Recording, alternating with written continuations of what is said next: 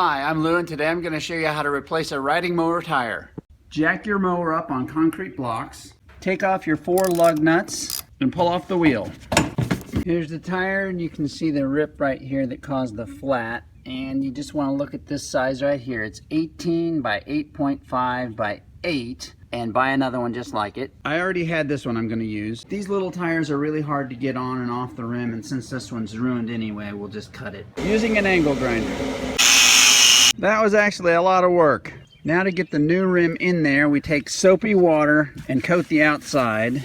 Sit in the rim and push like heck. A long screwdriver will help you pry it in. Now we flip it over and do the other side. A lot of clamps and screwdrivers, but I'm getting it. Put more soapy water on, and now we'll air it up. All ready to mount back on. I was actually pretty lucky that this tubeless tire took air and sealed up just fine. Usually you have to spray a little starting fluid in there and light it to create the seal. I have a video below on how to do that. Back on we go. Thanks for watching, and good luck fixing your mower tire.